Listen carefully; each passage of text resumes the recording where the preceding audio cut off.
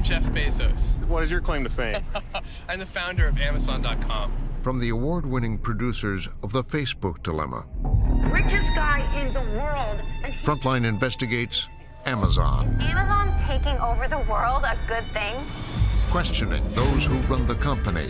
What would you say to someone who feels as though humans are increasingly being treated like robots? That's not the experience that I had in setting it up.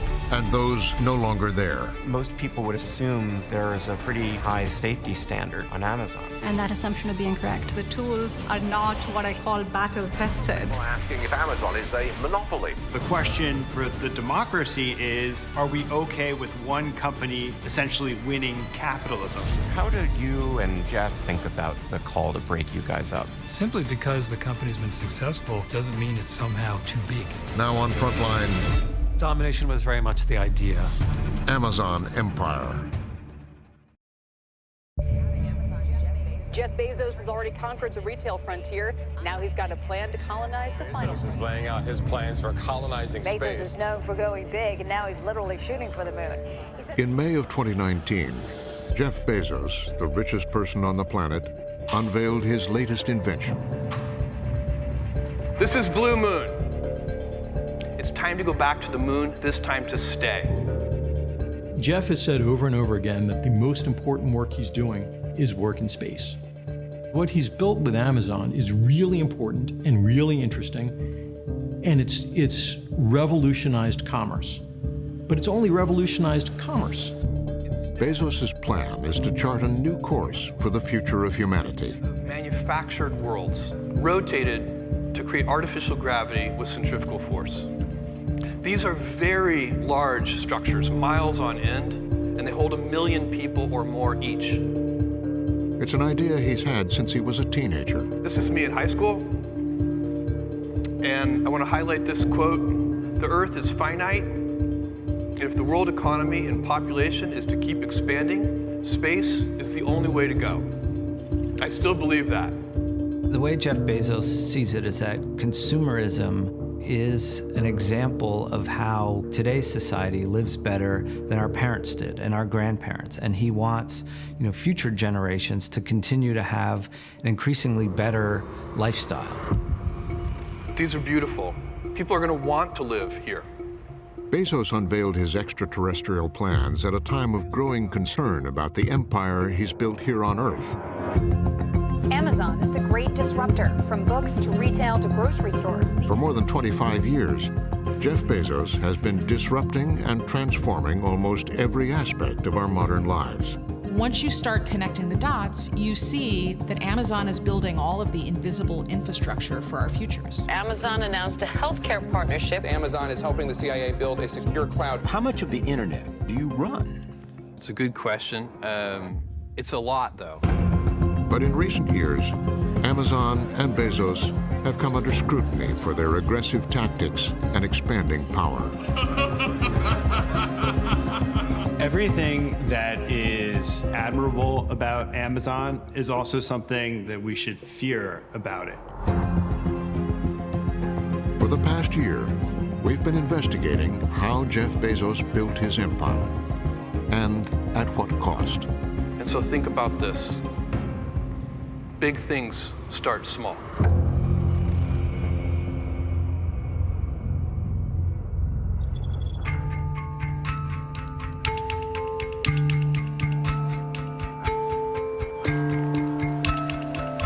Jeff Bezos' empire has its roots not in Silicon Valley, but on Wall Street.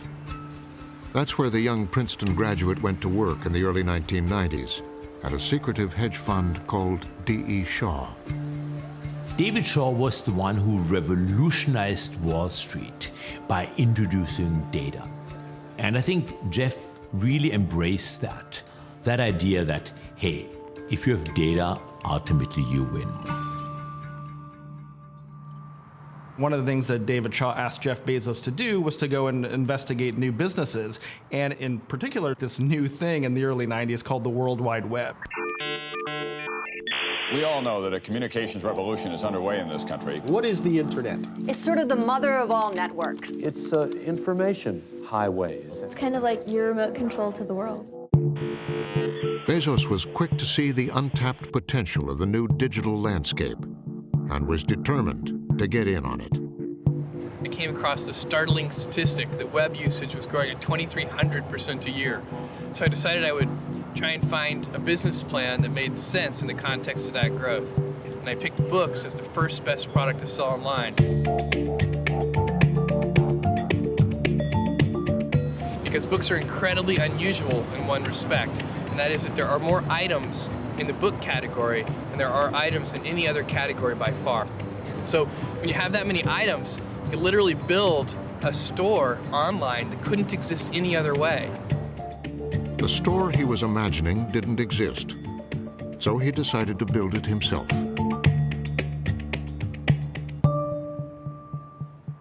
The reaction to Jeff's idea to start selling books on the internet was pretty incredulous, from a lot of the people close to him. His mom tried to convince him to just do it at night or over the weekends. She didn't want to see him give up his job. Jeff called and he told me that he and Mackenzie were quitting their jobs and they were moving to Seattle and starting a company. I said, great, well, what are you gonna do? He said, we're gonna sell books. I said, nice. He said, on the internet. I said, oh. Jeff, why will anybody buy anything from you? And he said, well, we're gonna have more books than anybody else. One of the first names Bezos considered for his new website was relentless.com. Why relentless? Relentless meant we move on no matter what. He ultimately obviously decided that relentless wasn't quite the right fit. Amazon, Earth's largest river, was. Amazon means gigantic. In terms of relentlessness, so stopping at nothing, is that an apt description of Jeff? No. It's not that Jeff stops at nothing. It's that when Jeff sets his mind on a goal that he thinks he can achieve, he won't stop until he's proven wrong or until he achieves it. Jeff and Mackenzie had rented a house in Bellevue, and then we moved to a small second-floor office in the south part of Seattle. Shel Kappan was Amazon employee number one of 9 former Amazon insiders who agreed to talk on camera. What the company is now was nowhere in my wildest imagination. Nowhere. So the fact that it could have the kind of position in the world that it has now, I had no clue. In July 1995, Amazon.com went live. It was an incredible novelty. It was tiny and obscure. And it's very hard to imagine, but the entire universe that Amazon now dominates did not exist. Amazon.com. This virtual shop claims to be the world's largest bookstore. It didn't take long for Bezos' vision to prove prescient. What makes us different is vast selection, convenience. We deliver right to the desktop. If our catalog were printed on paper, it would be the size of 7 New York City phone books. The company quickly outgrew the garage and soon had more than 50 employees. In 1996, James Marcus applied to be number 55. There was a very palpable excitement in the air at this place. And of course, at this point, Jeff Bezos was the first person to interview every prospective employee. So I was ushered into his office. He wanted to see how fast you were on your feet. He also always wanted to know your SAT scores. You want to know your SAT scores? Every time, yes. How old were you at the time? I was 36 or 37. This is the original sign that I made for Amazon.com. Blue spray paint on white poster board. Jeff wasn't a figure out of folklore at that point. He was not the wealthiest man in the world. Here's my computer, Amazon.com, up on the screen. Hello, Jeff Bezos. He was a small, nondescript, sandy-haired man sitting at a desk with quite a large and eruptive laugh.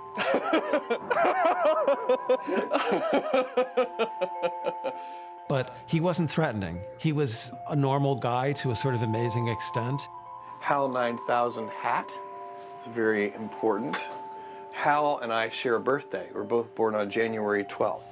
It belied, an enormous Napoleonic ambition. One of the people I really like, Thomas Edison, here's a model of his original light bulb. He is famous for saying 1% inspiration, 99% perspiration. It turns out ideas are the easy part. Execution is everything.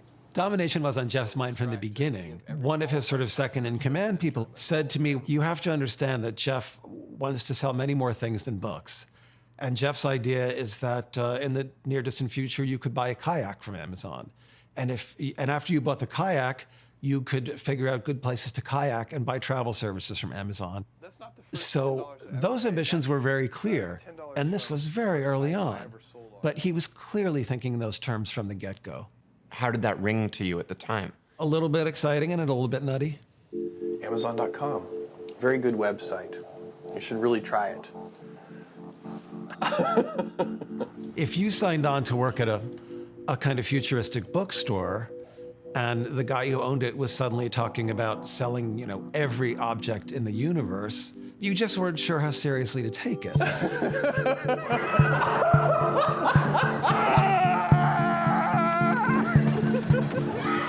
Though his public image was often unserious, That was awesome! inside the company, Bezos was a hard-charging manager relentlessly focused on the principle that would make Amazon one of the most trusted brands in the world. The customer always comes first. This culture of customer obsession, obsessive focus on customer, obsesses over our customers, totally obsessing over the customer experience. We used to call it customer ecstasy. It means building, delivering, focusing on your customer. And we did it, in the very, very early days at every stage. Jennifer Cast was there in the early days and is one of 6 top Amazon executives the company put forward to speak to us. Customer obsession was our North Star. And so, it was a place where we knew we were a part of something that was new, the internet. There was an excitement that we were doing something that hadn't been done before. It was exhilarating. We were all aligned around building for customers. Hey, you guys. I've heard there was an empty chair that would often be put at meetings. Yeah. Who was in the empty chair? Yeah, so that empty chair was there to remind us all to understand the customer, have empathy for the customer, understand the details of the customer experience. The customer isn't there. We have to bring forward the voice of the customer. Thank you for calling Amazon.com. And Bezos quickly learned that in this new online world, he could understand exactly how customers were behaving. All orders do need to be placed online, but I'd be happy. It was made clear from the beginning that data collection was also one of Amazon's businesses. All customer behavior that flowed through the site was recorded and tracked. And that itself was a valuable commodity. Okay, have you visited our website? We could track how a customer navigated through the site. So we could see what you looked at. We could also see what you paused at. We could see what you put in your basket but didn't order. We could see what you put in your basket and did order. So that's when we started realizing, man, this is rich. This is rich, rich, rich. And so we've used it for everything. What do you do with that information? That's the data that allows us to predict or try to predict what books that you would like that you haven't discovered yet. Bezos treated the site as a laboratory where he studied customer behavior along with his chief scientist, Andreas Weigand. I was shocked to see how predictable people are. If you take the time of the day into account, if you take maybe when they were last on the site, how long they were on the site last time, how long they're on the site today, you know what they're falling for. Whoever owns, collects the data, if you have access to it and rights to data, then you are king. It's all about the data. Everything. One of the most fascinating kind of tools we have at our disposal is the ability to do active experiments. It's kind of this huge laboratory. We did not think about it as exploiting. We thought about helping people make better decisions. I was starting to feel that that was less respectful toward the consumer, who was, after all, supposed to be our God. The person whose ecstasy was our very reason for being. And it was closer to getting a cow into a milking stall and extracting as many pails as possible during each visit. And that felt a little more unsavory. But that was the business of Amazon.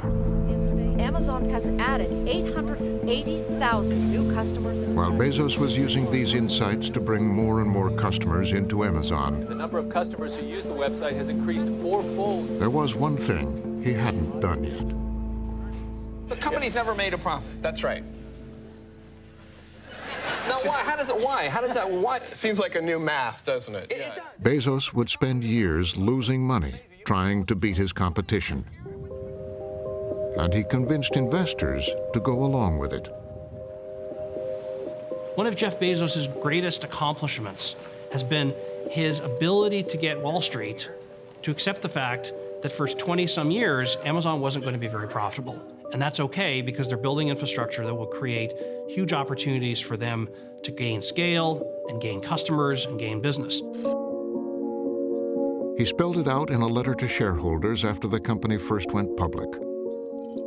It's all about the long term, he wrote, rather than short-term profits or Wall Street reactions. And he essentially says, we're going to forego profits in order to take market share. That our strategy is to lose money, which enables us then to put other companies out of business who can't afford to lose money. That strategy wouldn't sit well with critics like Stacy Mitchell, who advocates for small businesses. In essence, at the very beginning, he's signaling to shareholders, I have a strategy to monopolize the market, and that's going to reward you, but it's going to be far down the road. And will you come along with me? And they said yes. Investors also recognized Bezos' essential advantage over physical stores, which had to charge their customers sales tax, unlike online businesses. So not collecting sales tax gave Amazon a big leg up over bricks and mortar retailers. And that was central to their early strategy of gaining market share as quickly as they can. What booksellers were saying to me is that this is driving my customers to Amazon. They'll come into the store, they'll browse, they find what they want, but then they'll go buy it on Amazon because they can save that sales tax. So it was a very irksome early big issue for the book vendors. First of all, they were kind of the canaries in the mine, so to speak, and then lots of other retailers. Amazon has added thousands of warehouse workers and 3 million square feet of space. Amazon's sales tax advantage would be central to its success as it expanded beyond books into other products. And we have a fantastic selection of things you can look at. Electronics, and then of course toys. Yeah, thank you. Here is we've got the friendly Pokemon. This is more than 10 times the selection that you will find in a typical physical world software store. But Bezos was still a long way from his goal of Amazon being the place where you could buy everything online. And he saw a way to achieve it. Amazon could soon become the Walmart of the internet. There were thousands of businesses eager to sell online. Bezos offered them a way to do it. Amazon is transforming itself from an online bookstore to an online mall. He transformed Amazon into a retail platform where anyone could sell their goods to his customers, and invited thousands of other businesses to be a part of it. It's the easiest place for anybody, small or large, who wants to set up shop online, to sell online, because they can access our 12 million plus customers. Anybody, all comers. We're talking about hundreds of thousands of companies with literally tens of millions of products. Name brand stores started selling on Bezos' platform, and so did tens of thousands of small entrepreneurs. Everyone knew Amazon.com. The only people that knew superduperhoops.com were the ones that were searching to buy a basketball hoop and saw our name on an advertisement.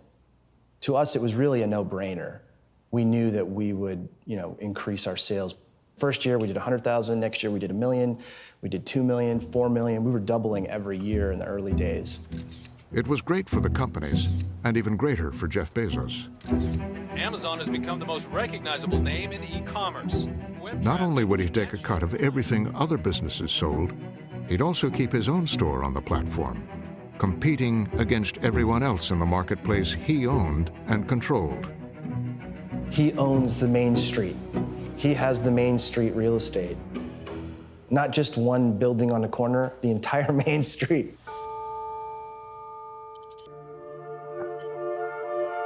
How Amazon would wield its power over the online marketplace would eventually become a question for government regulators. But early on, there were indications. The first to see them were book publishers. Amazon took over a large market share of the publishing industry very, very fast. They were very quickly in a position to demand concessions.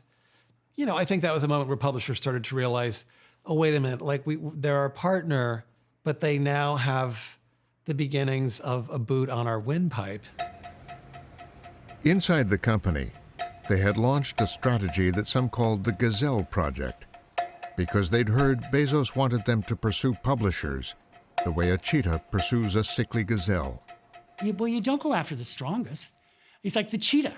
The cheetah looks for the weak, looks for the sick, looks for the small. That's what you go for. So don't start with, you know, number 1 publisher. Start with number 7 publisher and then number 6 publisher. And by the time you get to number 3, 2, and 1, the noise has gotten back to them. They're going to know this is coming, and chances are you may be able to settle that without a full-on war. We were just this little mom and pop publishing company, publishing poetry books and translated fiction. In the early 2000s, the number of books Dennis Johnson was selling on Amazon had been rising steadily. Then one day, he got a phone call. Our distributor called us up to talk about our Amazon contract. And he said, I went out to dinner last night with Amazon. It was like going out to dinner with the Godfather. They want a kickback. And that's the word he used, kickback. And he said they wanted 4% more of our sales. Was that unusual? It was, in our experience, it was totally unprecedented.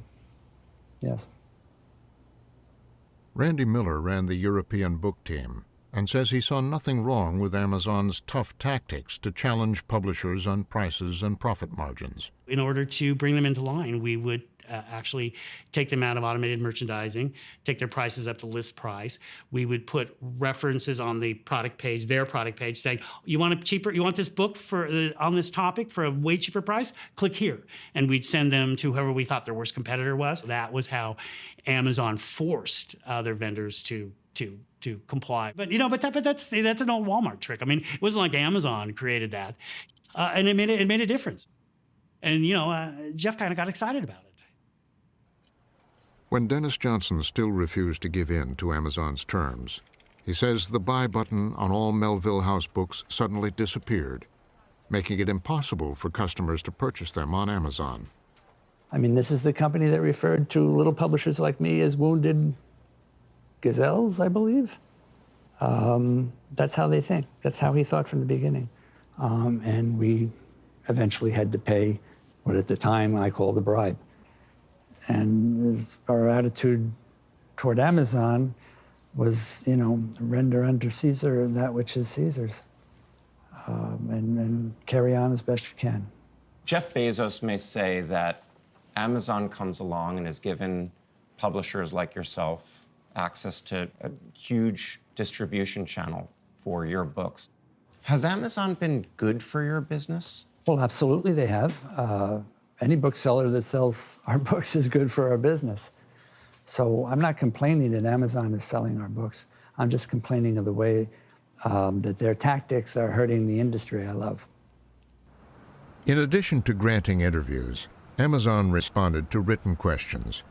Regarding Dennis Johnson's characterizations, it told us, Amazon disagrees with this account.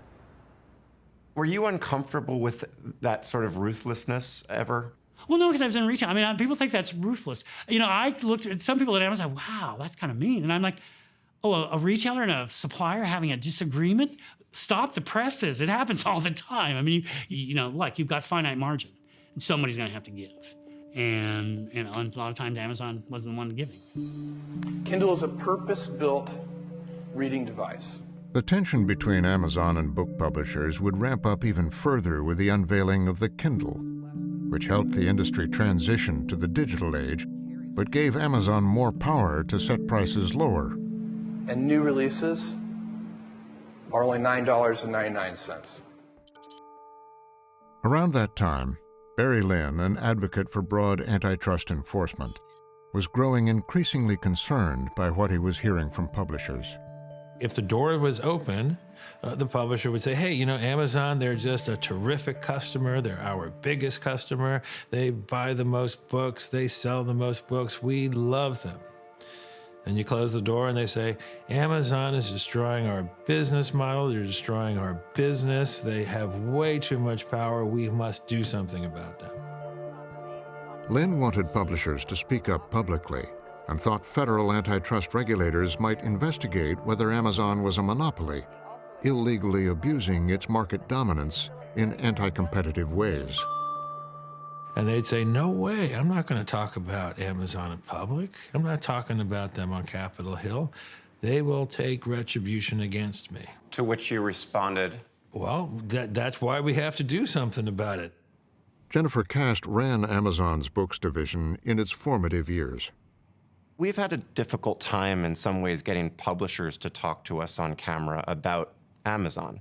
In part, it seems the reason is that they're afraid. How do you react to that publishers find it uncomfortable to talk about Amazon publicly?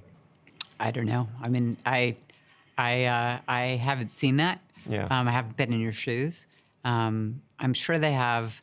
I mean, if you're saying that they don't talk negatively about us, I mean, I know they have a lot of good things to say about us. You know, I don't know why they wouldn't speak their minds. We certainly value speaking our minds. There is this well-known anecdote about cheetahs and gazelles, this gazelle program. Do you know about that? I don't. We've talked to former Amazonians about it, where Jeff had said we should basically try to negotiate with book publishers and try to get better terms and treat the smaller publishers as a cheetah would go after a wounded gazelle. I didn't hear the cheetah and gazelle example, but what we were looking for was people that were willing to move away from the old model of bricks and mortar to a new model, which was, you know, a virtual store that had many different types of opportunities to present their books to customers. I want to talk a little bit about how we think about innovation at Amazon.com. Amazon would begin to accumulate even more power in 2005 when Bezos quietly rolled out a revolutionary new program, Amazon Prime. Now they have something called a Prime shipping program, where for roughly Amazon Prime, we only launched this a week ago. You pay $79 a year, and you get 2-day shipping for free. It was a risky bet, and it paid off. The linchpin, or the glue, if you will, and probably the seminal moment in Amazon's business history was the introduction of what has become the most successful membership program in history, and that's Prime. Many of you in this audience will already be Amazon Prime members. Bless you. This is very much appreciated. changes the way you shop. You end up using Eventually, more than 150 million people would sign up for the free shipping, a tremendous expense for Amazon. But to Bezos, it was worth it. The Prime program at Amazon is one of the most important drivers of Amazon's growth. When you go on and you look to buy a product and it's available in 2 days, delivered to your door, anywhere in the country, that Amazon Prime program becomes a mechanism that keeps bringing you back as a customer to keep buying and keep searching for new products on Amazon. 2-day delivery anywhere in the country was a big promise for a company that, at the time, had less than 10 warehouses. So Bezos went on a building spree. Across the country, Amazon warehouses began to spring up, filled with millions of products being sold on Bezos's platform. He'd call them fulfillment centers, and they'd create hundreds of thousands of jobs in places hard hit by the Great Recession. 10% of Pennsylvania residents unemployed. The job market is in complete disarray. Like Allentown, Pennsylvania. At that time, it was tremendous news that an employer was coming and actually opening a facility and hiring people versus, gutting half the staff. Spencer Soper was a business reporter for the Allentown Morning Call when Amazon opened in the area in 2010. He began hearing stories about working in the warehouse. People are basically in this big sprawling warehouse that's stocked with goods in very random fashion. And they have scanners that tell them which things to get. And people are walking maybe 10, 15 miles a day. People are just kind of crisscrossing this big warehouse all day long. As workers told him about the punishing pace to meet the daily quota of packages and the intense heat, Soper and his colleagues started to investigate further. People really felt like Amazon was playing fast and loose with their health. Soper discovered there had been numerous complaints to authorities at the Occupational Safety and Health Administration, OSHA. They actually had a complaint from an emergency room doctor who called their hotline one day saying, listen, you might want to check out this Amazon place. I've had people parading through my emergency room to be treated for heat stress. There was a security guard who worked in the facility who sent a complaint to OSHA saying that he saw pregnant women suffering heat stress in the facility. And so there's just these red flags right and left. After an investigation, OSHA said Amazon needed to keep the temperatures in the warehouses lower. In a statement at the time, the company said it installed new industrial air conditioning and pledged that worker safety was its #1 priority. Amazon is shrewd business people. Shrewd business people know when they have leverage. And when you're the only shop hiring people in town, you can push them a lot harder than you can when they've got alternatives. Over the following years, Amazon would hire hundreds of thousands of workers and become one of the largest jobs creators in the country. At the fulfillment centers, Bezos experimented with new techniques and technologies to boost productivity. Willingness to experiment is the key to being able to do new things. So we do, hundreds of experiments every day in our fulfillment centers to get a little bit better, kind of like incremental invention. When a company called Kiva perfected a warehouse robot, Amazon bought the whole company. Amazon has acquired Kiva Systems. They make shipping robots. It helped transform the work environment in Amazon's warehouses. When I first showed up at Amazon in 1999, I led our global operations team. Jeff Wilkie created the Amazon Fulfillment Center system and is one of 2 CEOs under Jeff Bezos. As we've added 200,000 robots in that same time frame since 2012, we've added 300,000 people in our fulfillment centers. So what happens is the robots change the work. So they allow us, people don't have to walk as far, which is a complaint that we've heard in the past. They make the job safer. They make them higher quality because we present a smaller set of options to employees. And that's all good for customers, and it's good for employees too. But at the same time, complaints have persisted. People who've worked in warehouses for decades say this is different. This is not the same. We're here today because we want to make sure that these workers know about their rights in the workplace, especially around heat. Shahari Arkowski is an advocate for warehouse workers in the San Bernardino, California area, an Amazon hub with 10 fulfillment centers and over 15,000 employees. Because of the way that Amazon operates, because of the way that they set their rates for productivity, it's a lot harder work physically, but also psychologically. We sat down with a group in San Bernardino who'd recently worked at Amazon.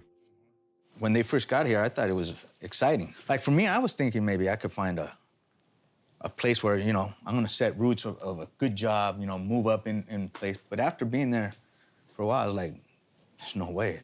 It's like, okay, this is where I could probably make a career. But once you work there for a certain amount of time, it's just not realistic how they expect you to work. Like dozens of workers we've spoken to around the country, they say they've struggled to keep up with the rate Amazon expected them to pick and pack items. How realistic are the rates that they're giving you? I mean, what's realistic at all? Unrealistic. Not realistic? No. There's absolutely no way to make rate. You got to find little ways to cheat it. Because once you hit rate, by the end of the week, they raise it, they bump it up again. Because they start saying, hey, people could hit those rates, could hit those numbers. Hey, let's push them a little harder. Every week, it seemed like it was going up.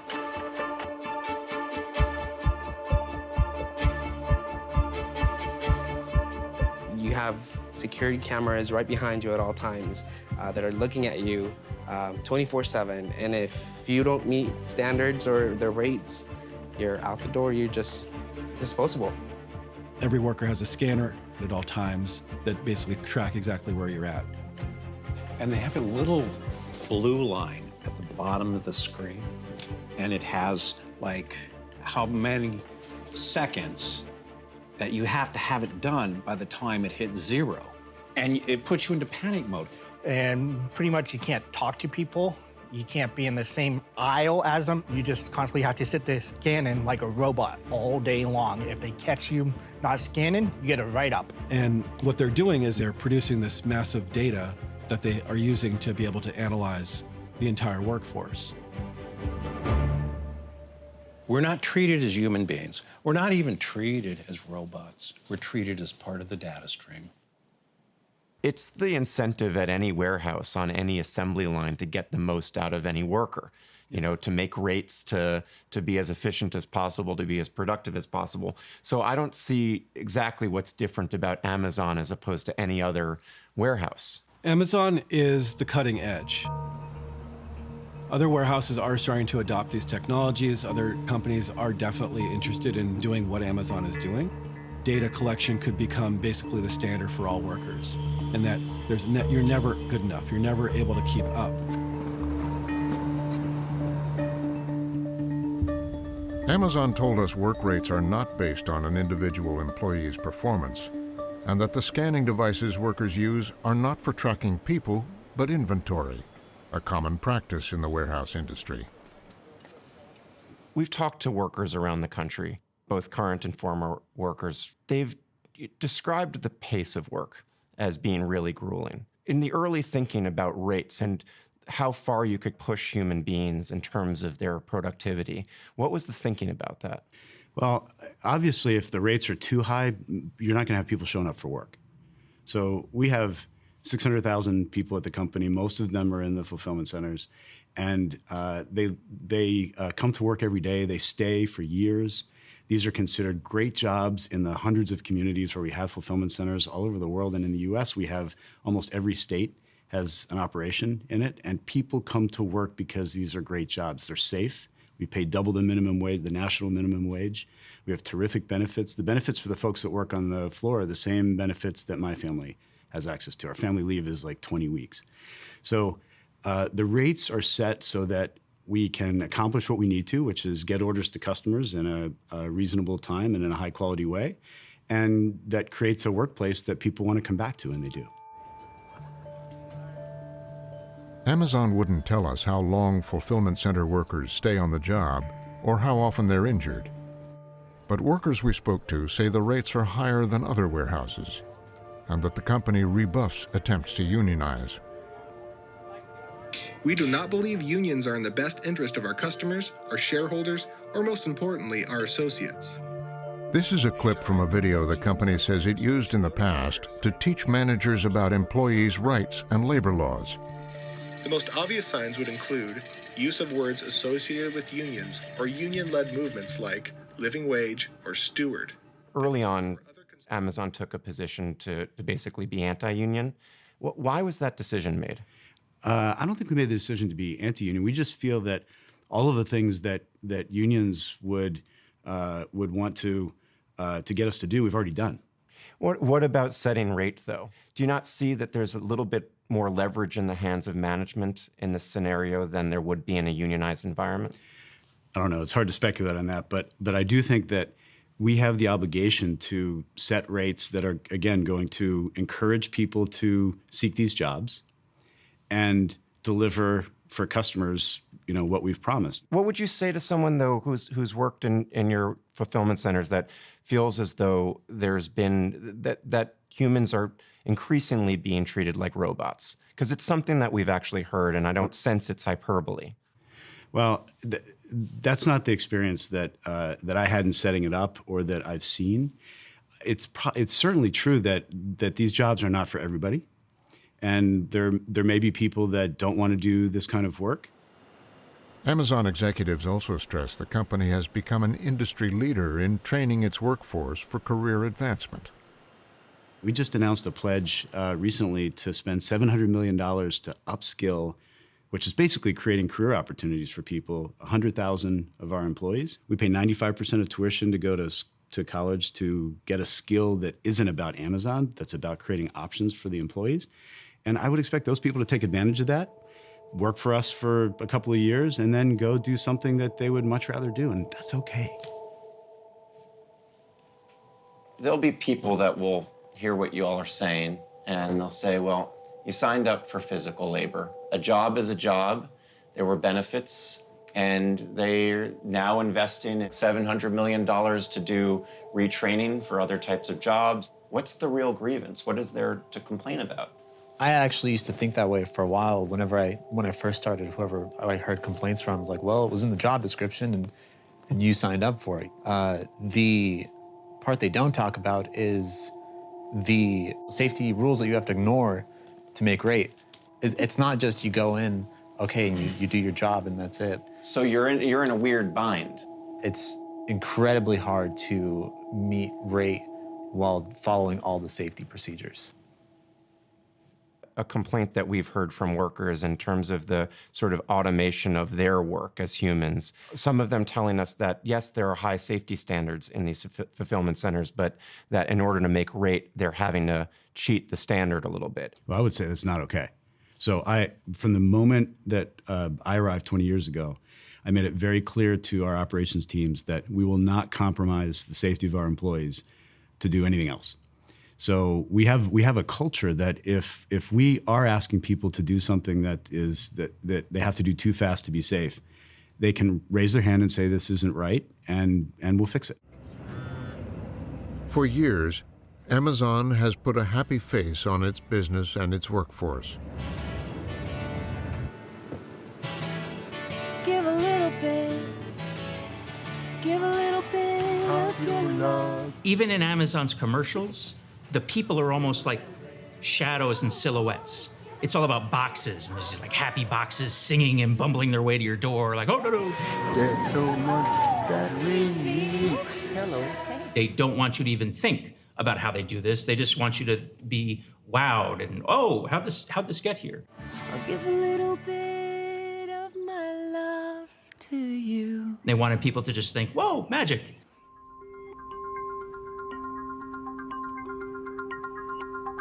And magic was a big part of Bezos' marketing strategy, with an emphasis on the company's miraculous level of innovation and growth.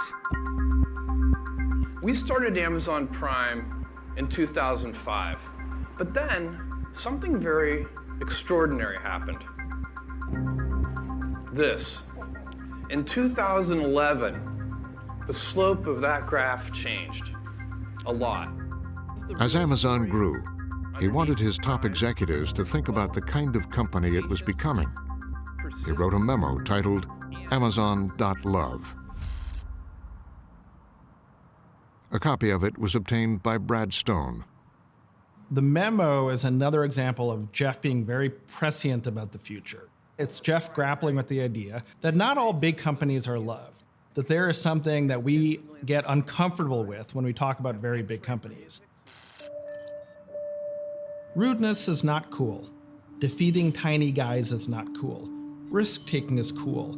Winning is cool. Polite is cool. Defeating bigger, unsympathetic guys is cool. Inventing is cool. Explorers are cool. Conquerors are not cool. Some businesses, you can tell when you go in and have meetings with them, they have a conqueror mentality. And there's a big difference between being a conqueror and being an explorer. And I think in this very inventive space that we're in, it pays to explore. But to some watching Amazon's growth, the company was falling short of that ideal and taking steps to make sure nothing got in its way. In 2013, Amazon was moving to create its own delivery system and made a key decision. Rather than hire its own drivers, it built a network of independent businesses to deliver packages. They weren't just going to dabble here and dabble there. They were going to go and create a system that would rival FedEx or UPS. ProPublica reporter Patricia Callahan, in conjunction with BuzzFeed, has investigated the system Amazon set up. They figured out a way to get around regulation. The cargo vans they choose are big enough to stuff with hundreds of Amazon packages, but they're small enough that they're not regulated by the federal government. An 84-year-old woman struck and killed by an Amazon delivery truck. A woman hit and killed in a parking lot. ProPublica and BuzzFeed found that drivers are under intense pressure to deliver packages, After striking him, the van maneuvered around Salinas and his dog. and they documented more than 60 crashes, including 13 deaths since 2015. An infant critically injured in a car crash has died. When it came time to figure out who's responsible, Amazon would always say, it's a contractor, it's not our responsibility. No, you've been able to find 13 deaths, and that's over the course of several years. Is that statistically significant given all of the packages that they deliver in any day or any given year? I don't pretend to claim that there's only 13 deaths and that I found every single one. I just found enough to show that this is happening around the country. With UPS, there's a record. There's a federal record. You can look at how many serious injury and fatal accidents they have. With Amazon, that doesn't exist. No one knows the safety records of all of Amazon's contractors. Amazon disputed the ProPublica report. It would not release any data on crashes involving its driver network, but told us it had a better than average safety record, and that nothing is more important to them than safety. Any accident is one accident too many. So just as we're focused on safety in the fulfillment centers and product safety, we set very high standards with all of those partners for safe performance. We have training videos for the third parties that work with us to help them understand what we expect in terms of the drive. We have mapping software that we use to help them find the right routes. Every one of our drivers is required, including the third parties, are required to have comprehensive insurance, including liability insurance, so that if there is an accident, that the person who's injured is covered. Amazon wants to get Prime members their packages even faster. In the last year, Amazon announced a change to the way it handles Prime deliveries. Instead of delivering packages in 2 days, they promised to do it in 1. Free next-day delivery all across the U.S. It's impossible for me to imagine a world 20 years from now where a customer comes up to me and says, Jeff, I love Amazon, I just wish your prices were a little higher. Or, I love Amazon, I just wish you delivered a little more slowly. At the same time the delivery network was being set up, Amazon was also rapidly expanding its product offerings, inviting more sellers onto the site, including those from China. It basically makes it to where it's super easy for these companies who are maybe not as careful with adhering to the law, where they're able to just start a business up on Amazon, import some stuff, sell it, cause some problems, and then disappear. Rachel Greer worked in product safety at Amazon and worried that the site was being flooded with untested and potentially unsafe products. Are there proper warnings? Has it been safety tested for durability? If a child chews on it, will the paint come off? Is that paint leaded? Most people would assume that there is a pretty high safety standard on Amazon. And that assumption would be incorrect. She says that's because Amazon, like other tech companies, takes the position that it's not legally responsible if its customers are harmed by products sold by third parties on the site. If someone buys something that causes harm at Walmart or at Target, a consumer can sue Walmart or Target. Right, because no one's forcing you when you come into Walmart to enter the doors of Walmart. They aren't making you sign away your rights. But when do you sign that? When you go on Amazon.com? When you make your account. You accept the terms and conditions. People have been challenging Amazon's terms and conditions in court. Some have even been successful. Ultimately, who's on the hook when a customer buys a dangerous product on Amazon? Who takes ultimate responsibility for that? Well, in the rare case where something like that happens, if it's a third-party seller, the sale is by a third-party seller, and it is the seller's responsibility to sell a legitimate product to a customer. And then, when Amazon is the retailer, and we sell a product to a customer, then it's our obligation to make sure that we understand the manufacturer and the supply chain for that product and its safety.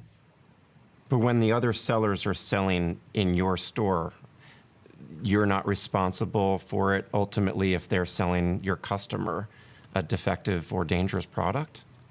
I think the way things work in the US is that the seller of record is the person who is setting the price and who is purchasing the product. And for things not sold by Amazon, and it says on the detail page, it'll tell you who the seller is. It's the seller's responsibility for those things. And for us, it's very clear. It says Amazon.com whenever we sell it.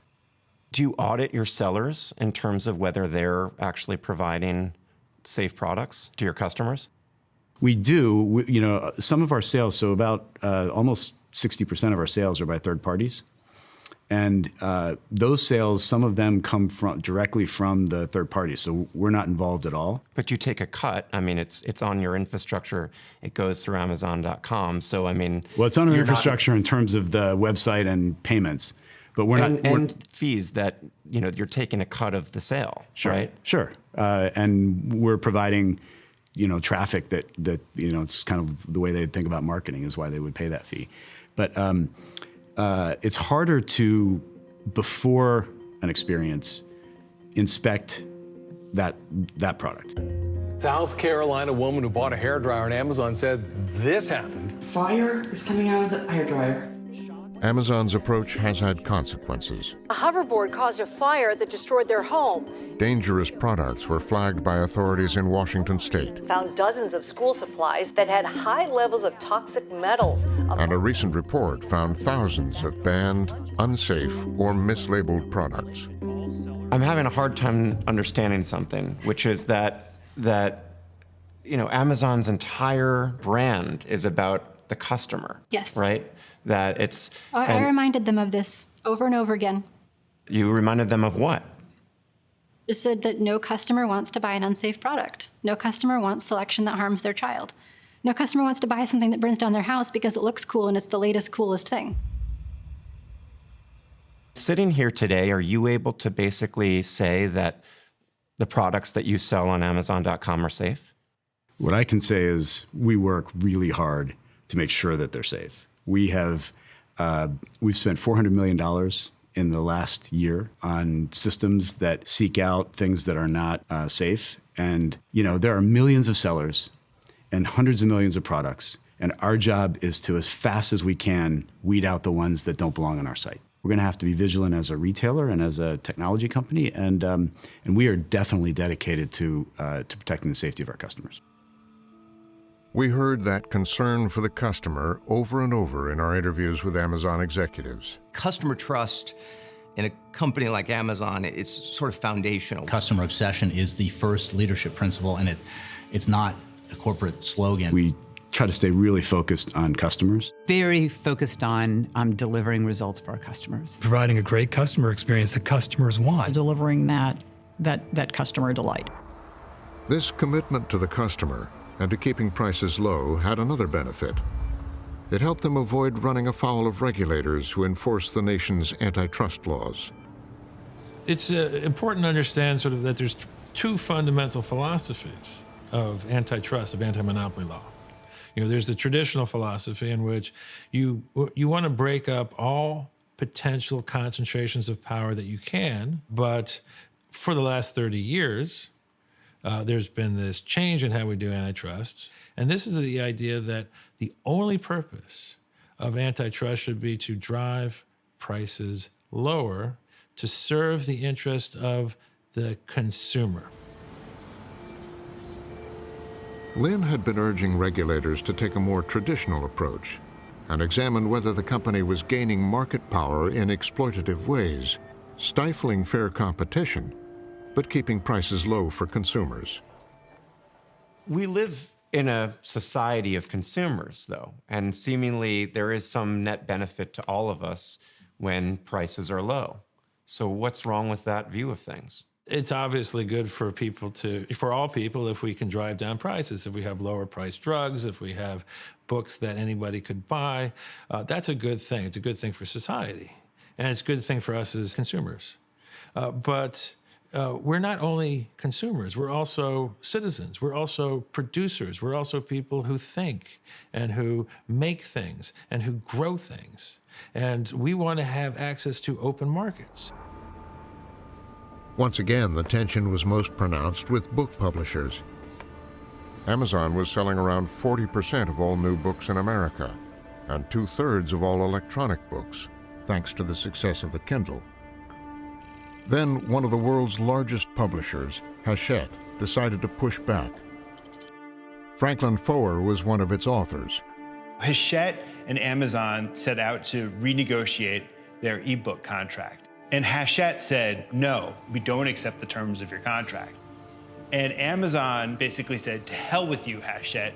We're going to stop delivering your books. If somebody searches for a Hachette title, we're going to redirect them to another publisher. Amazon's battle with Hachette and the authors that Hachette publishes is heating up. As Bezos' virtual blockade dragged on for months, A bitter 7-month standoff. thousands of authors, including bestsellers like Douglas Preston, were caught in the middle. Some authors were losing 50 to 90% of their sales from Amazon. It was absolutely devastating to first-time authors. It actually destroyed their careers. Did you see your sales plummet? I did. Yes, I saw my sales plummet tremendously. In frustration, Preston penned an open letter on behalf of all authors. It was published in the New York Times with more than 900 signatures. We authors have loved Amazon. We have enthusiastically supported it. And this is how they treat us? This is not right. Amazon has been accused of doing everything from raising prices to deliberately delaying shipments. Is this what happens when Jeff Bezos decides to flex his muscles? While Hachette and Amazon were at an impasse, Douglas Preston, Franklin Foer, and other authors went to Washington and asked the Obama administration to open an investigation. I went to the Justice Department and I went to the Federal Trade Commission with the Authors Guild, and we tried to explain to them why this power was so dangerous. We pointed out all the ways in which Amazon was bullying the publishing industry. The Department of Justice listened to us, and their answer was essentially this. Amazon is one of the most popular companies in the country. They have brought tremendous services to consumers, and they've brought lower prices. And that we hadn't given them any kind of reason to open an antitrust investigation. Eventually, Hachette and Amazon would settle their dispute, with Amazon allowing Hachette to set its own prices for ebooks, but offering it incentives to keep them low. It's great to be here at Amazon. Amazon would thrive during the Obama years and eventually account for nearly 40% of all online commerce in the country. Last year, during the busiest day of the Christmas rush, customers around the world ordered more than 300 items from Amazon every second. But the complaints about its tactics would continue, with retailers of all kinds concerned that Amazon had become the online shopping gatekeeper. You've got to be on Amazon. You have to be there because that's where everyone is. That 100 million Prime subscribers. They are the de facto e-commerce channel in the United States, period. End of list. Amazon executives have told us that there are many other options out there. There is Walmart, there's Alibaba. As a seller, you've got options. I've heard that response from Amazon executives before, and we did that. We listed all of our products on every other online marketplace, but it's a testament to just how good Amazon is. All of the others that were non-Amazon combined did about 10% of what we were doing on Amazon. Businesses big and small have been accumulating complaints about Amazon's hold on them. On Amazon, the customer belongs to Amazon. It doesn't belong to the third-party seller. You're basically renting the Amazon customer. James Thompson used to recruit brands to come onto Amazon and now advises them on how to do business with the company. I represent brands today that face a number of challenges with Amazon. Among those challenges, businesses say that Amazon has access to their valuable data, which gives it an unfair advantage. They also complain about increasingly higher fees to stay on the platform and pressure to use Amazon's warehouses and shipping services. We spoke to numerous name brand companies, but none would share its grievances on camera. My account was suspended. Some small business people have been talking about their experiences, good and bad, online. When you're selling on Amazon, you're playing in someone else's playground. Who gets placed where, whether or not your product shows up in the search results. They suspended my account without warning. These are all things that are governed by Amazon's rules. And if there's a dispute within that arena, if you feel you are mistreated, the judge and jury is Amazon. They don't care. They'll just kill your account like that or suspend it. There are all sorts of crazy stories about why people get their accounts shut down on Amazon, and it could take a week, it could take months, it could be never before you're back online again. Amazon has the upper hand and the ability to basically take your business away from you at any given moment. Selling on Amazon, take one. Amazon said third-party sellers account for more than half of everything sold on the site. I sell mini longboard skateboards. I sell mineral water. This is what I do. And it's committed to its sellers' success, proactively contacting them when their accounts are at risk of suspension and offering an appeals process to resolve disputes. You already have great products. Scale up and reach. But in the eyes of some businesses, Amazon has essentially become like the railroads at the turn of the last century that controlled the flow of commerce across the country. Start selling today. Do you see yourself as being kind of like the rails for e-commerce, that sellers bring their goods to market on your rails through your marketplace? I don't think of it that way, and here's why. The vast majority of stuff that's, all the stuff that's sold is manufactured, right? So it's manufactured, meaning there are brands and factories that produce stuff and then sell it. We're 1% of the retail sales in the world, about. Well, you are the biggest marketplace online, right? No, so again, I don't, the idea that there's an online distinct for brands to sell their stuff and distinct from physical just doesn't make sense to me. And we're far from the largest retailer. So I describe this as retail, and we're competing against Walmart and Target and Costco and Carrefour and Alibaba and Tmall and all kinds of folks who are now selling both physical stores and online. In addition to pointing to other large retailers, inside the company, employees have been schooled in how to talk about its size and power. When I worked at Amazon, we had training specifically on the use of terms like monopoly. We were not allowed to use a term like market share. Amazon has what's known as market segment share. What is market segment? What is market segment share? I don't know, but I know that the lawyers at Amazon feel that those terms are much safer than using terms like market share. So market share was something they were really concerned about. Clearly somebody with the necessary legal training or PR training recognized that Amazon was growing very quickly. And when we were asked to use the term market segment and market segment share, in essence, it's a polite way of saying, I'm not going to talk to you about how big we are. Since leaving Amazon 20 years ago, Shel Kappan has been watching the company with increasing concern, and he's speaking out about it for the first time. I think that the characterization of Amazon as being a ruthless competitor is true. And under the flag of customer obsession, they can do a lot of things which might not be good for people who aren't their customers. I know you're not a legal scholar, but are you basically concerned that Amazon is a monopoly? I'm concerned that it has that type of power. I think it whether you technically can call it a monopoly or not, I don't know.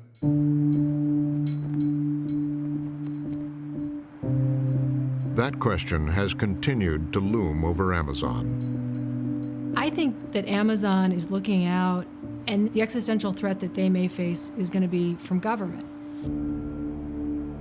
It's whether or not policymakers are going to step in and intervene and say, you have too much power.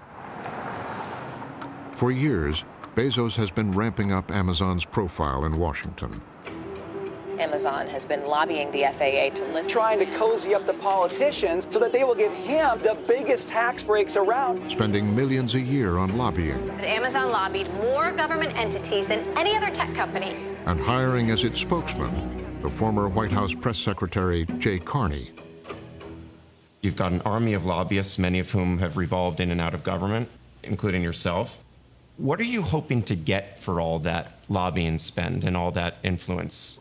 One of the things we discovered is because of the visibility of our company, but also the range of businesses that we're in, we need subject matter experts on food safety, on transportation, on drones, on privacy. And also, we can be a resource, an information provider to policymakers and regulators. That's not lobbying in the traditional sense in terms of trying to persuade somebody to do something. It's just answering questions and providing data and information. Bezos himself would also become a presence in the capital, and eventually buy the largest private residence in town. Jeff Bezos never really showed much interest in politics, but as he cemented himself in the city, he started to acquire this physical presence. He bought a mansion and developed it into a place that is explicitly designed to be social. It has a big ballroom. I mean, it is designed to create a real presence for him in the nation's capital where he can hobnob with the people who make decisions. He'd even bought the hometown newspaper, Jeff Bezos sent a thunderbolt through the media world this week. spending $250 million to rescue the struggling Washington Post. And I do believe that democracy dies in darkness. I think that the capital city of the United States of America needs a paper like the Washington Post. I gotta say, full credit to him. He hasn't intervened in any of the coverage of the paper, and he's invested in the paper. Every dollar of profit that the paper makes is plowed back into making it a better paper. Bezos allowed the Post to hire, to restock its newsroom. He reversed what had been an atmosphere of sort of decline. I'd say the Washington Post has really flourished under Bezos' ownership. Let's cut this digital ribbon. At the time, critics saw a more cynical motive. Perhaps he's buying the Washington Post to buy some sort of protection. Precisely. This deal could give him more influence over politics. Nobody hangs out in Washington, D.C. just to go to the free museums. You buy a home in Washington, you buy a newspaper in Washington because it is the most influential city in the world, and you want to lay your hands on that power. Bezos saw a business opportunity there as well. The Obama administration planned to modernize the federal government by embracing cloud computing. Bezos had been quietly building a revolutionary cloud computing business. He called it Amazon Web Services. It's basically computing power in the cloud, but really it's Amazon server farms around the world that give people access to the kind of technology services they need. To keep Amazon running, Bezos had developed an unprecedented digital infrastructure. He realized he could rent parts of it out, not just to businesses, but also to the government. Our infrastructure is built to satisfy the security standards of the most risk-sensitive organizations. He's already got a huge edge over the other big competitors in it, so he wants to take that lead and capture the US government. In 2013, he got a major boost when it was revealed that Amazon Web Services had designed a computing cloud for the CIA. Amazon Web Services was awarded a 10-year contract for $600 million. Amazon is helping the CIA build a secure cloud computer network. The CIA contract was probably one of the best things that happened to Amazon's cloud business. It lifted all doubts about the security of the cloud and whether you could trust Amazon with your most precious data. The message to the world is if the CIA trusts Amazon with its data, then maybe other companies and government institutions can as well. And they did. Experience it with Expedia. AWS became by far the world's leading cloud computing platform. On CBS. Today, more than 1 million businesses, as well as PBS, pay Amazon to store and manage their data. Bezos had again anticipated the next frontier in technology and had made himself indispensable to it. What Jeff Bezos is after is really creating a company that is the infrastructure, that owns the infrastructure for how commerce is done. And that's an incredibly powerful place to be. Please welcome Chief Executive Officer of Amazon Web Services, Andy Jassy. Andy Jassy created and runs AWS. He credits the service with making it easier to do business and sparking innovation throughout the economy.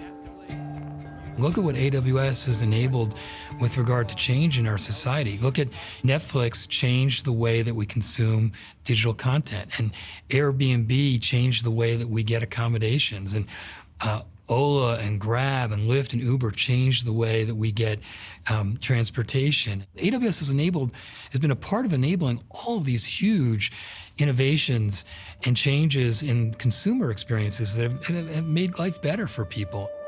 And we're the cloud with the most capabilities, the most innovation, the most customers. The division generated $35 billion in sales last year. Amazon Web Services. Build on. The success of AWS gave Bezos billions to expand Amazon from a company that sells everything to a company that does everything. A top priority to boldly go where no man has gone before. Was to create the sci-fi future he'd fallen in love with as a child. Gentlemen, this computer has an auditory sensor. It can, in effect, hear sounds. A world of artificial intelligence in which computers can think and make decisions for humans and about humans. Jeff Bezos is a big fan of Star Trek. He admits that that was on his brain when he came up with the idea that Amazon should be pursuing a little disk that you can bark commands into. 4.7 Stop. photos. This is his beam me up Scotty fantasy realized. We started working on this device, and our vision was that in the long term, it would become the Star Trek computer. When it first arrived from Amazon, I didn't know what it was. In 2014, Bezos' talking computer, the Amazon Echo, hit the market. Is it for me? It's for everyone. The voice known as Alexa would embed Amazon deeper into the lives of millions of people. Alexa, what do you do? I can play music, answer questions, get the news and weather. They call it a personal assistant. And just that term implies this intimate connection that we then begin to develop with Amazon. Alexa, sing the ABC song. A, B, C, D, E, F, G. I believe that when we think about the future and the future with artificial intelligence, given where we currently are today, Alexa in some ways represents the moment that it becomes seamlessly interwoven with our lives. Alexa, how many teaspoons are in a tablespoon? 1 tablespoon equals 3 teaspoons. Okay. And the problem is that we forget that it's there. Alexa, lights on. Okay. But Alexa is also listening, and she's learning. I'm answering questions and learning more. And that helps Amazon in the race to dominate artificial intelligence. Alexa.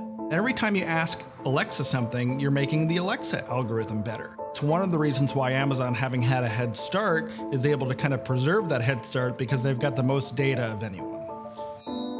Alexa is one more way for Amazon to gather extremely valuable data, and this data collection is extremely important to this business model. It's extremely hard to do, and convincing people to just deploy something like this in their home is a brilliant trick.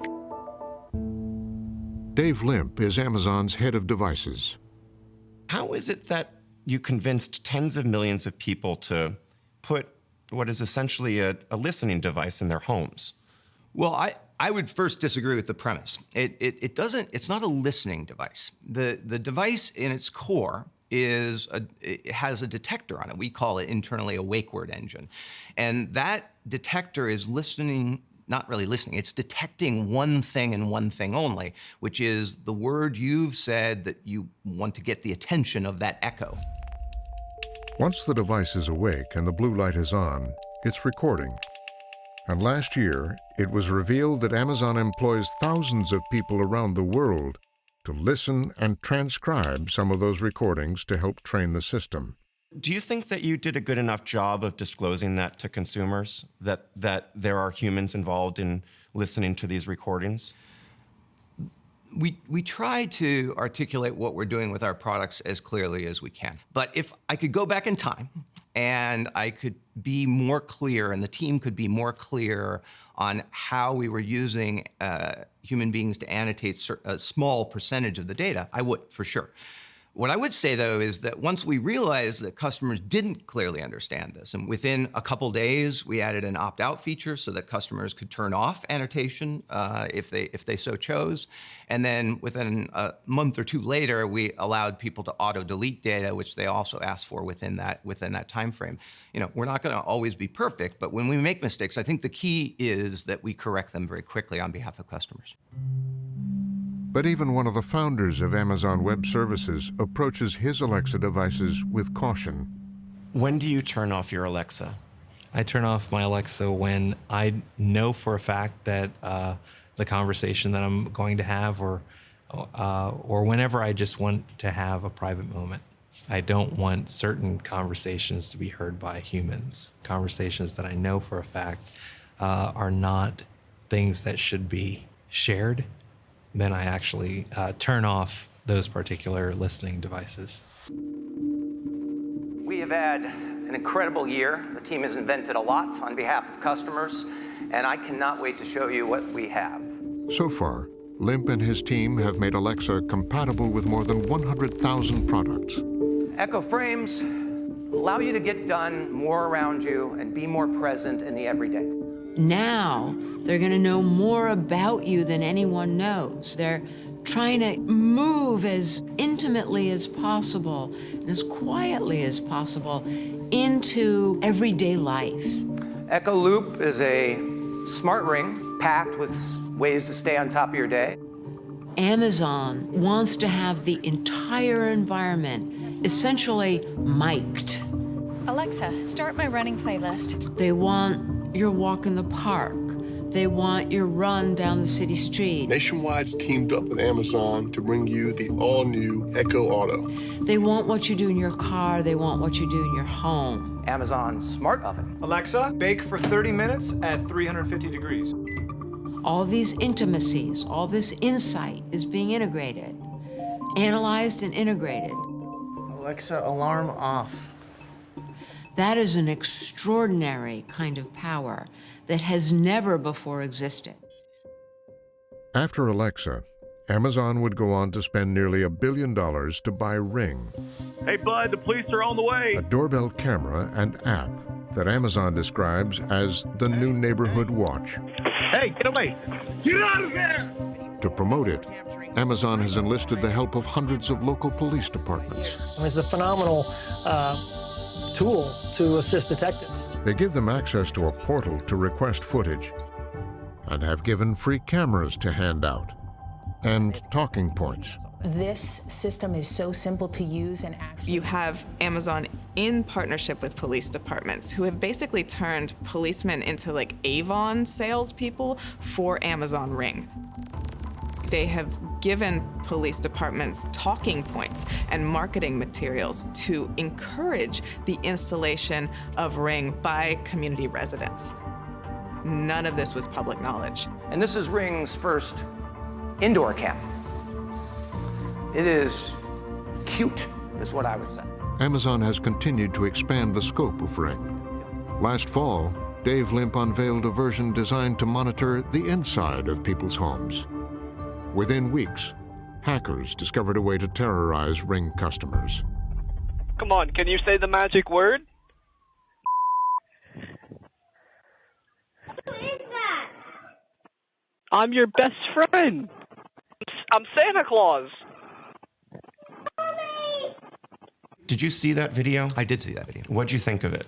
I think that that is an industry problem. It's not just about a Ring camera.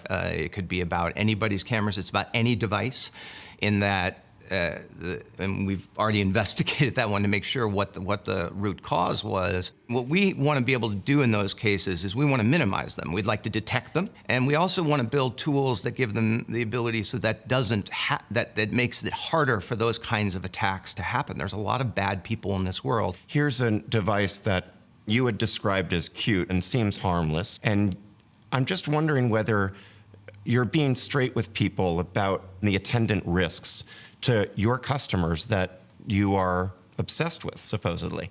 Well, it's not supposedly. We are obsessed with customers. I would say that we are trying to build security features at every level of the stack. Operating systems, authentication, fraud detection. We offer things that customers can turn on that make it even harder for those attacks to happen. Yo, what's up? How's your day? Who is that? What's going on, buddy? What are you watching? There were a series of similar attacks across the country. What's up, homie? I still see you. You hungry? What's going on, my main man, Shaq? And it's not just hackers. Ring has fired some of its own employees for spying on customers. In George Orwell's 1984, he describes a dystopia in which you had to live, you did live, from habit that became instinct, in the assumption that every sound you made was overheard. And I wonder if you ever think about how easily this could become dystopian to some degree. Well, I don't want to live in that world. So I do not want to invent the technology that, or have my teams invent the technology that would create that world. And so, but I am an optimist. I think if you take the absolute view of that, we wouldn't invent anything. We're increasingly living in a world in which your products and your designs are there. Can you see how it could be concerning in some ways that we all can't opt out of that world at this point? Sure, I can see why it could be concerning to some customers. Our job in building that technology is to build it in such a way that it takes into account for the scenarios that you just talked about, as best as we possibly can. The reality of it is that world happened way before Ring or Alexa. That's something that Bezos himself wrestled with 20 years ago. I believe that privacy is going to be one of the prominent issues of the 21st century. I think there are towns now in the United States that have installed security cameras on every corner, and their crime rates decreased by 80%. But do you really want cameras on every corner? There are very strange things that are going to happen over the next 100 years with respect to technology that are going to challenge us as a society to figure out how we want to deal with privacy. So that's... Decades later, Bezos would be at the vanguard of expanding the use of that kind of technology. Introducing Amazon Recognition Video. Recognition allows you to pass an image to us. You can say, do these two faces match, which is incredibly useful for applications in the security space. You could imagine unlocking your... After Amazon rolled out a facial recognition tool, it marketed it to law enforcement. Recognize and track persons of interest from a collection of tens of millions of faces. Police we've spoken to say it's a valuable tool to identify suspects quickly. Appears to be a match, but I'm going to make sure I look at them all. And while Amazon has offered guidelines for how it should be used, there are few laws governing the use of this technology. It returns anybody with warrants that look like her. Civil liberties advocates have raised concerns, as have computer scientists, who worry Amazon has released the software before it's ready and that police are essentially field testing it on the public on behalf of the company. The tools are not what I call battle tested, and we still do not understand how well they work in the environments in which they'll be applied. That's where I see a danger. Anima Anand Kumar was the principal scientist for artificial intelligence at Amazon. In her first interview about her concerns, she told us she was particularly alarmed by an MIT study that found the software prone to mistakes with darker-skinned faces. Amazon has questioned the study's methodology. As a researcher in AI, I feel it's my personal responsibility to educate the public of where AI truly is today, right? Because they hear so much of AI being hyped up, it's supposed to be magical, it's supposed to solve all the world's problems. I see the potential in doing that, but at the same time, we need a reality check. We need to ask, where is AI today? What can it truly do well? And when it comes to facial recognition, you don't think it's ready for prime time? I don't think face recognition is ready for prime time in challenging applications like law enforcement. Anand Kumar and other scientists have asked Amazon to stop selling recognition to law enforcement because they say the system's accuracy is still in question, and there are no clear regulations about how it's used. We asked Andy Jassy about it. I have a different view, and we spent, we've had the facial recognition technology out for use for over 2.5 years now. And in those 2.5 years, we've never had any reported misuse of law enforcement using the facial recognition technology. And I think a lot of societal good is already being done with facial recognition technology. Already you've seen hundreds of missing kids reunited with their parents and hundreds of human trafficking victims saved and all kinds of security and identity and education uses. So there's a lot of good that's been done with it. But I also understand that it could be misused. And I think at the end of the day, with any technology, whether you're talking about facial recognition technology or anything else, the people that use the technology have to be responsible for it. And if they use it irresponsibly, they have to be held accountable. There's been all sorts of problems with policing in this country. So why allow police departments to experiment? We believe that governments and the organizations that are charged with keeping our communities safe have to have access to the most sophisticated modern technology that exists. We don't have a large number of police departments that are using our facial recognition technology, and as I said, we've never received any complaints of misuse. Let's see if somehow they abuse the technology. They haven't done that, and to assume that they're going to do it, and therefore you shouldn't allow them to have access to the most sophisticated technology out there doesn't feel like the right balance to me. It's been difficult to even know how many police departments are using the facial recognition technology, and there's no public auditing to know whether there are complaints about abuse. How would the public ever know? Again, I don't think we know the total number of police departments that are using facial recognition technology. I mean, you can use any number. We have 165 services in our technology infrastructure platform, and you can use them in whatever conjunction, any combination that you want. We know of some, and the vast majority of those that are using it according to the guidance that we prescribe. And when they're not, we have conversations. And if we find that they're using it in some irresponsible way, we won't allow them to use the service and the platform. Andy Jassy and Jeff Bezos have said they want governments to hurry up and regulate how law enforcement can use facial recognition.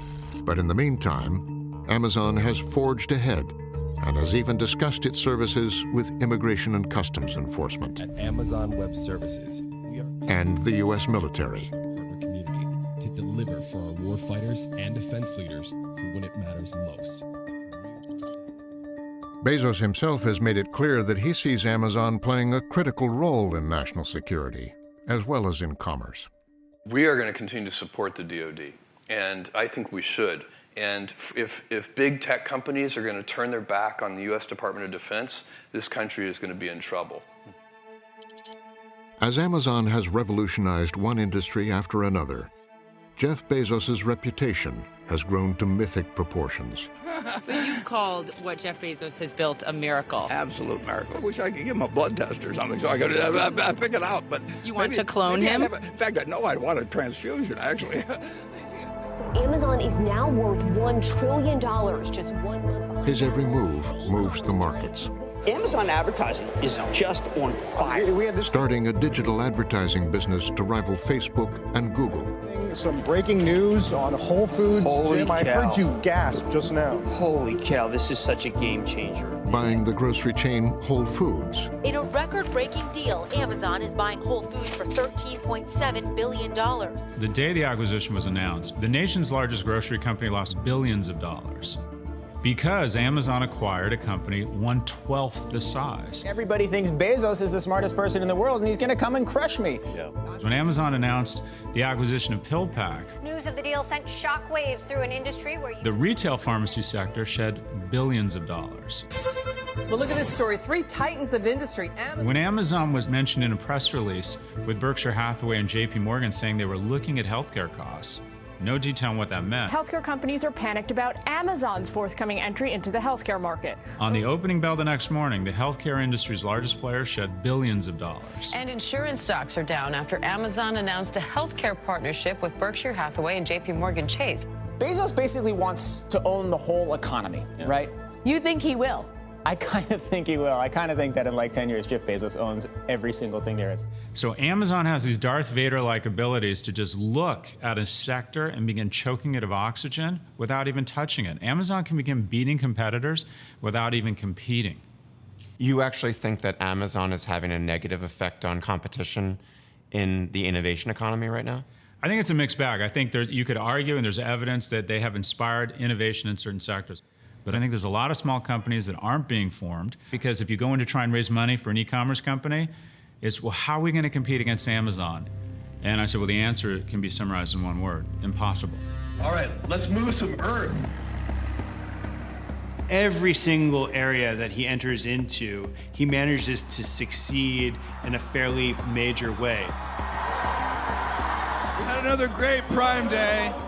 We've never seen anything like a company that is so integrated into the fabric of existence. So, at a certain point, it becomes unavoidable. Amazon just yesterday said Bezos would even extend his reach into the heart of popular culture.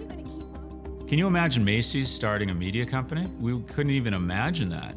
But Amazon does it and people take it seriously. Amazon is investing billions in new shows and movies. And on beefing up its streaming service, which streams 4 times as many movies as Netflix, Major League Baseball, and PBS shows like this one. The company now rivals Apple and Spotify in music streaming.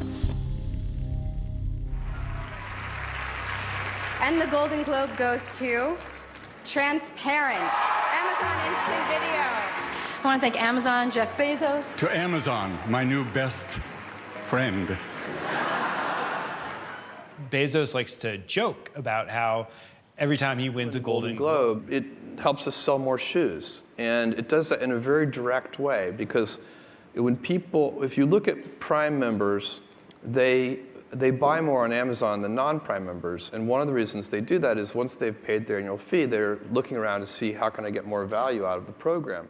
They're trying to use this entertainment to get people into the pipeline. Alexa, play Jack Ryan on Fire TV. To keep them sitting within this structure that is Amazon, where it becomes this unthinking habit that's starting to pattern all these parts of our existence.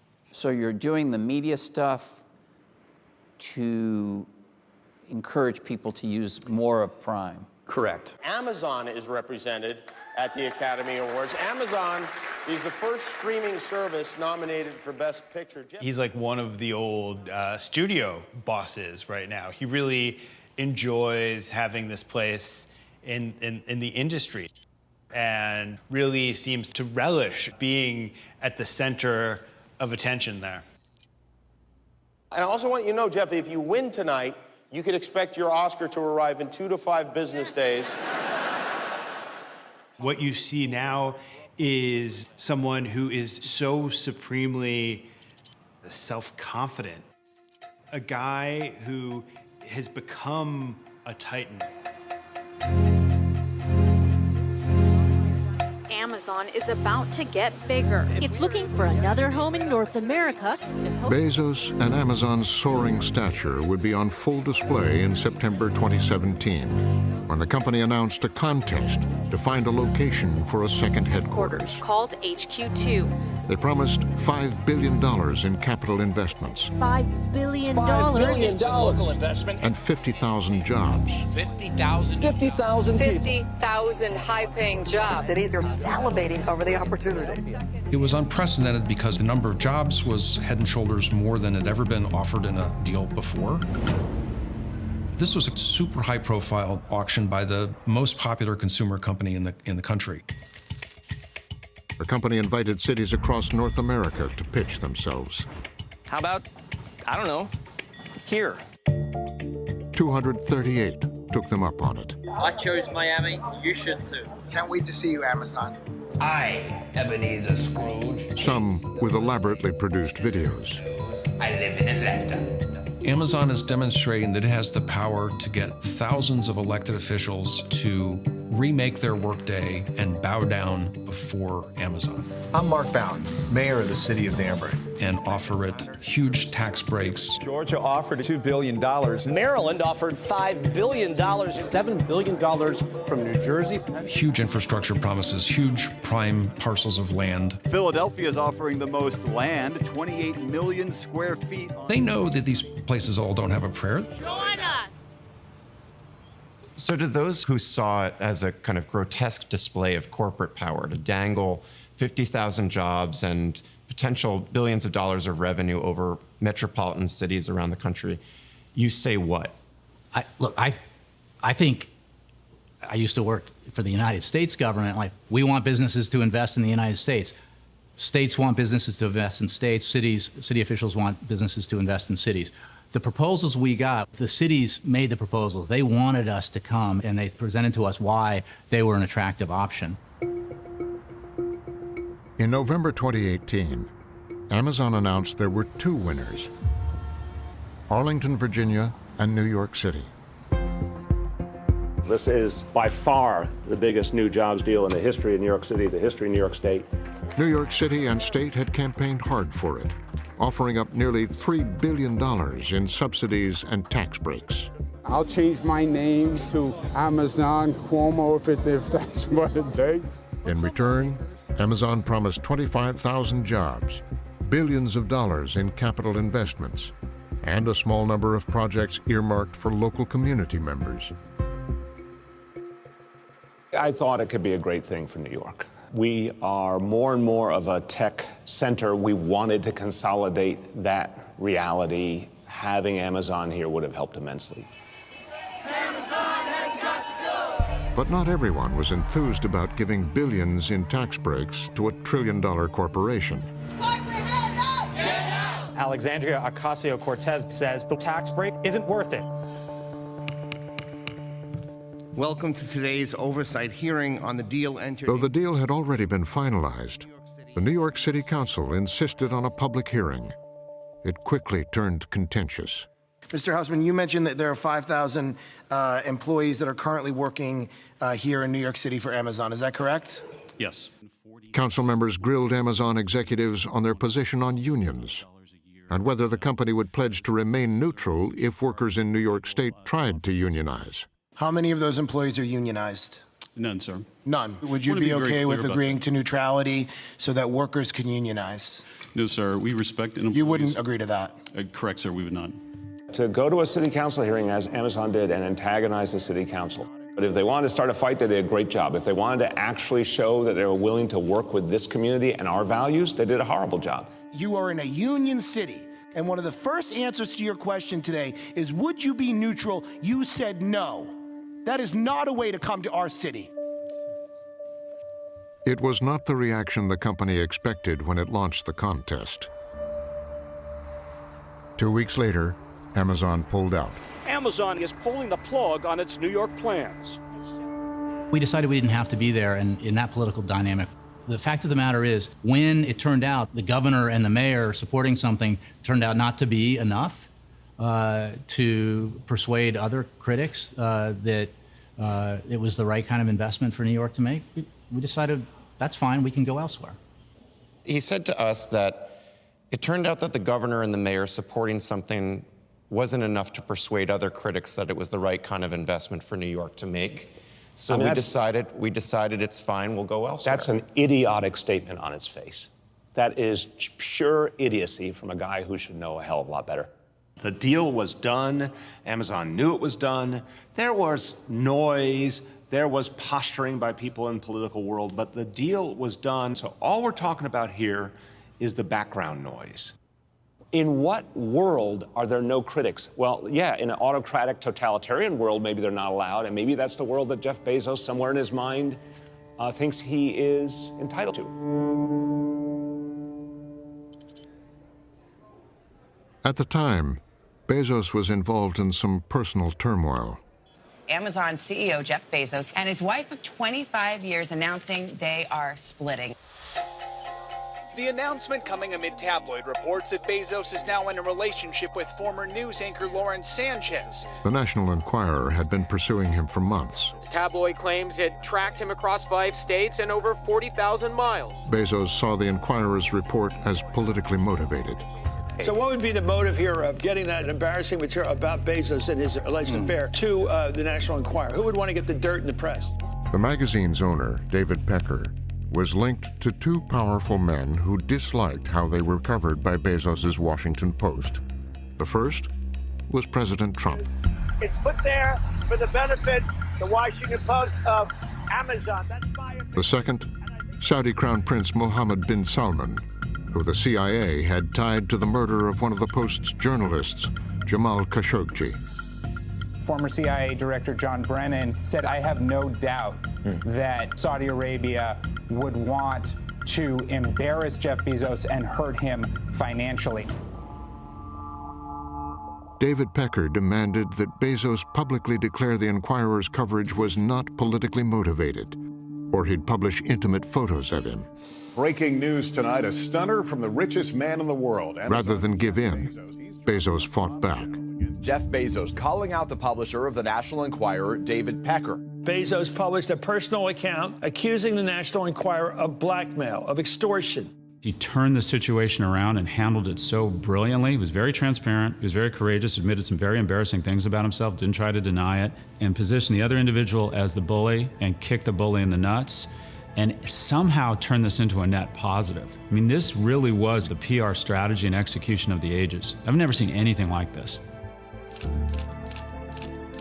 Publicly, Bezos has pushed ahead undaunted, a world-famous celebrity, and even after a $38 billion divorce settlement, still the richest person on the planet. But the calls to rein in his company are growing louder. Amazon reported $10 billion in profits and paid zero in taxes. I will single out companies like Halliburton or Amazon that pay nothing in taxes and are need to change that. Here's Bezos achieving this American dream and success, and he's now the target of all of this criticism and basically becomes a symbol of all of these problems. Amazon is closing 30% of America's stores and malls and paying... You're basically a piñata dangling in front of any politician with a populist message. Anyone who wants to talk about wealth inequality, they're pointing their finger at you. This is why 3 people own more wealth than the bottom half. If they want to talk about problems with capitalism in general, they're pointing their finger at you. We need to enforce our antitrust laws, break up these giant companies. And it's coming from all sides. President Trump just sent a chill down the spine of Jeff Bezos. The president again teed off against Amazon on Twitter. President Trump has made Bezos' ownership of the Washington Post a regular target. Washington Post, Bezos uses that as his lobbyist. He kind of assumed that the Washington Post was operated in the sort of way that he would operate a newspaper. And so he thought that Bezos was dictating coverage to the Post, which we should be careful to say is not the case. Trump has also criticized Amazon and accused the company of evading taxes.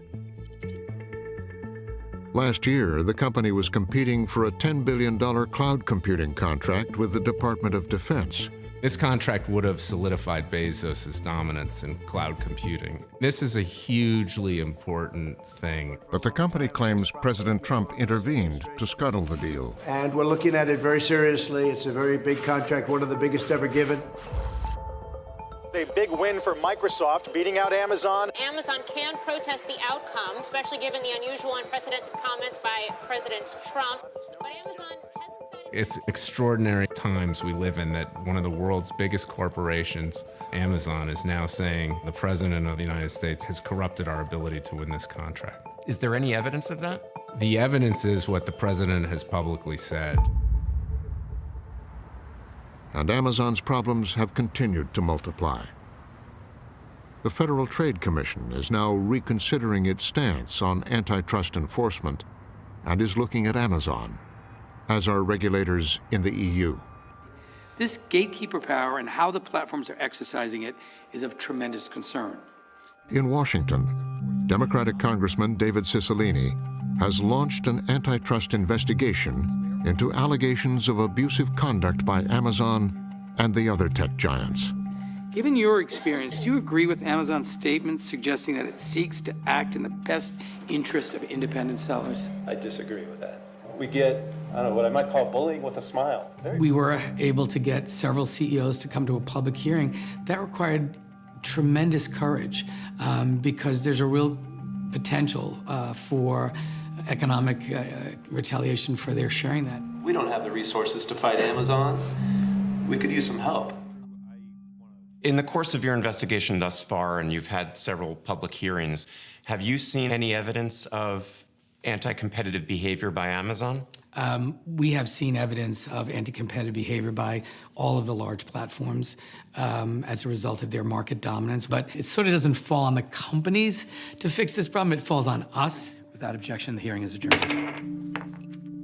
Cicilline's committee is considering everything from imposing limits on what businesses a company like Amazon can engage in to restricting the collection and use of data. The man who helped Jeff Bezos build Amazon 25 years ago says it may be necessary to go even further. On the one hand, I'm proud of what it became, but it also scares me. And I just feel like it's important for someone in my situation to, at least say what they think about what's going on. This is sort of, in some ways, a baby that you gave birth to, right? And so, I mean, you helped birth Amazon. Yeah, very much so. In fact, I used to, get up several times during the night to see if it was working, and take care of it if it wasn't. So. And when you look at what Amazon has grown into today, you see what? Well, you don't want to see your offspring become antisocial adults, right?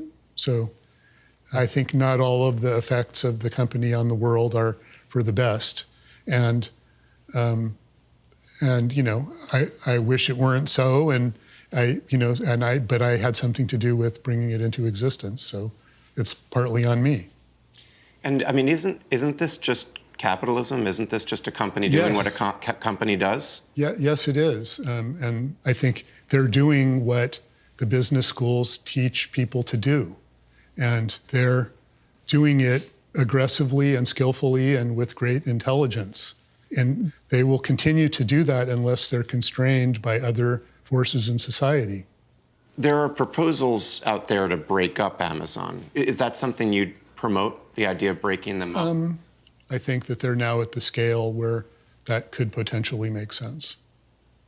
How do you and Jeff and others at the senior leadership level think about the call to break you guys up? We don't think about it very deeply. I've been at Amazon now for 22 and a half years, and I always remember one of the first things I heard Jeff Bezos say back when we could fit the whole company in just one conference room for an all-hands meeting. He said, "I would not go to bed at night fearing your competitors or fearing any external issues. I would go to bed at night fearing whether you're doing right by your customers." And that really is a credo that we live here, and it's what we spend most of our time thinking about. Well, I understand that we're big and that we deserve scrutiny. And I think everything that's large in the economy and in society should deserve scrutiny. The problem is when you think about us, we're in a lot of verticals. Yes, there's video and there's commerce and there's web services and all these things. But in every one of them, we have intense competition. And I do understand why when you're in a lot of them, it can seem like we're everywhere. But if we were everywhere, that means we're talking about the global economy, not just global retail. It's so vast. We're just, we're a speck. To the public, it may sound strange coming from Amazon, which is a company with basically $1 trillion market cap. Your CEO is the richest man in the world. But Jeff Wilke said to me that you're kind of just a speck in the scheme of things. Do you see how that could seem strange or incongruous? Amazon as a whole has become, has been successful. But simply because the company's been successful in a few different business segments doesn't mean it's somehow too big. As Jeff Bezos' company is coming under ever greater scrutiny, for everything from how it wields power to even its impact on the environment, he's continuing to look beyond it all. We get to preserve this unique gem of a planet which is completely irreplaceable. There is no plan B. We have to save this planet, and we shouldn't give up a future for our grandchildren's grandchildren of dynamism and growth. We can have both. Who is going to do this work? He's spending $1 billion a year of his personal fortune on a space exploration company he created. And it's this generation's job to build that road to space so that the future generations can unleash their creativity. For Bezos, it's always been about one thing: his vision for the future. I want you to think about this. This vision sounds very big, and it is. None of this is easy, all of it is hard, but I want to inspire you, and so think about this. Big things start small.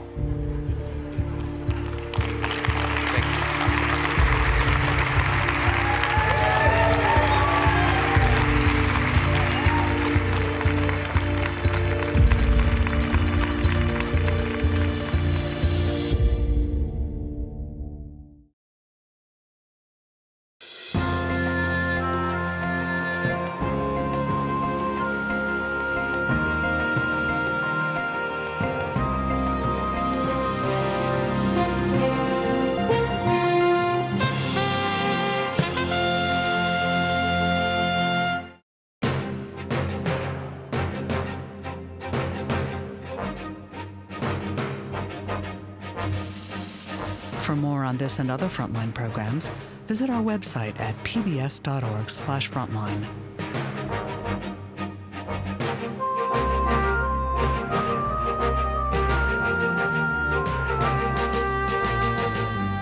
To order Frontline's Amazon Empire, The Rise and Reign of Jeff Bezos on DVD, visit Shop PBS or call 1-800-PLAY-PBS.